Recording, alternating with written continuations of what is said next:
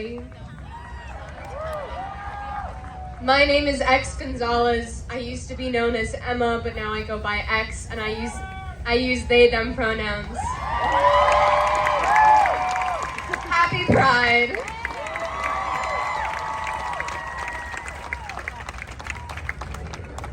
I'm not a girl. We are the survivors of gun violence. From Columbine, Sandy Hook, Buffalo, Uvalde, Oxford, Michigan, Parkland, Florida, DC, Chicago, and everywhere across this country. What I say here today is mostly directed at Congress. I've spent these past 4 years doing my best to keep my rage in check, to keep my profanity at a minimum so that everyone can understand and appreciate the arguments that I'm trying to make, but I have reached my fucking limit! I am not going to hold myself back anymore for the sake of somebody else's fragile ego. If you can't hear what I'm saying through the anger that I only have because of your inaction, that's a you problem. We are being murdered. Cursing will not rob us of our innocence. You say that you will bend over backwards to protect children in schools, but pour money into the gun industry and give firearms to our teachers and staff members instead of giving them the money for pencils and paper. You say that you want to protect children, but as soon as it's about Black lives, you're all for tear gassing protesting children in the street and ignoring the people who drive their cars into crowds of us. You say that queer and trans identities are immoral for children, but somehow conversations about what to do when a white supremacist terrorist inevitably tries to kill us are moral. You say that children are the future and you never fucking listen to what we say once we're old enough to disagree with you, you decaying degenerates. You really want to protect children? That's a fucking gun laws! This is not an issue of mass shootings and schools. This is a problem everywhere in this country. Believing that school shootings are the only form of gun violence that needs to be eradicated is rooted in racism and classism. Putting police in schools will only protect children. Putting police in schools to protect children only swells the school to prison pipeline, which mainly affects Black and brown children, and fully ignores the dangers of gun violence outside of school. How many ways can we say it? Gun violence does not discriminate. It happens everywhere and all the time. It has been happening everywhere all the time because you, Congress, have done nothing to prevent it.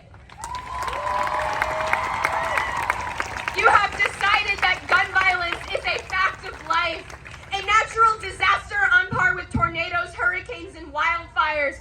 We don't fucking buy it! No! This does not have to happen!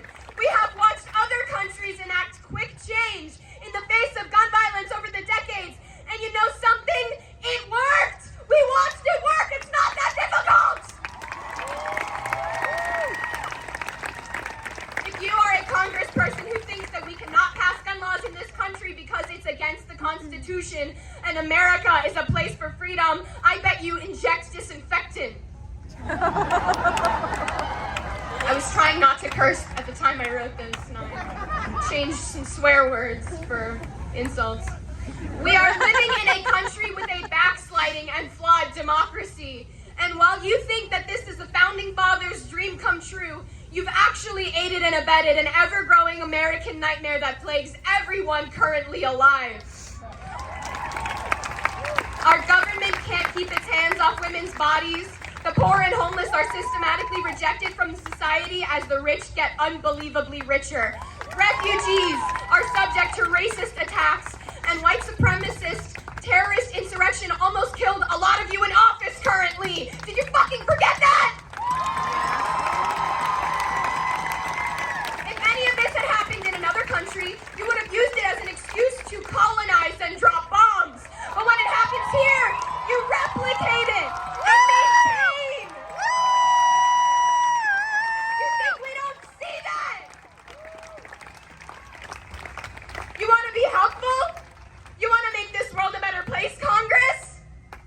There's one thing that you in office can take away from this speech is pass the fucking gun laws! How can we convince you that this is vital for our collective survival?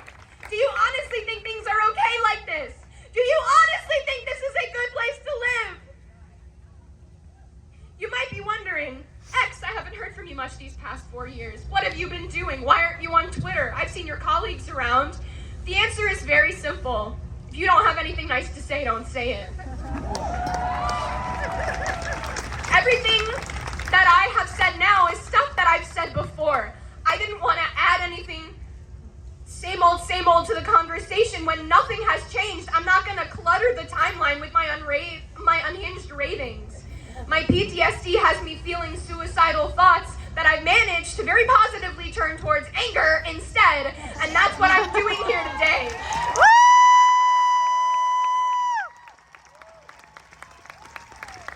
I don't share all these raging thoughts on Twitter, unlike some idiotic and messy elected officials, because I know that it's bad and wrong to incite violence and accept no consequences for my actions. I'm responsible for the impact that I have on people. It's your job to be constructive and give us the tools to build a better life. Tell us you can do it, not they are out to get you. Stop sowing division and help us, you fucking jackasses!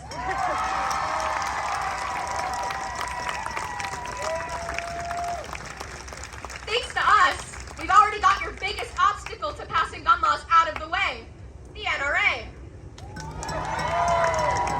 They're not what they once were.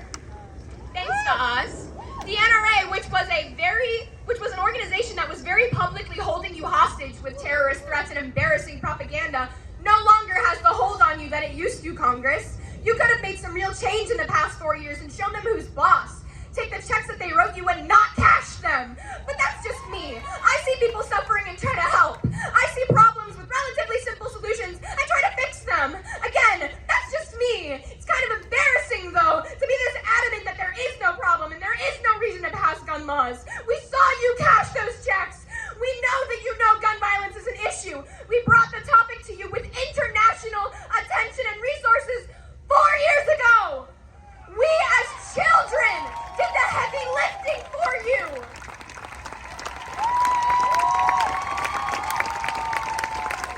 At your age, not your shoe size, Congress. All you had to do was pass the fucking gun laws, and you didn't even do that. I don't know how to convince you that you should care about people. You were not elected to make decisions for us. You were elected to pass our will into law. You cannot ignore the fact that almost 100% of citizens in this country want background checks. Why won't you pass it? Is it the money you're making from all the gun manufacturers, which increases every time another white supremacist terrorist attack occurs? Is it all the money you're making from the prison industrial complexes? From policing? How much money do you make every time someone dies? Why do you only realize the impact of this problem when it hits you personally? You ought to be ashamed.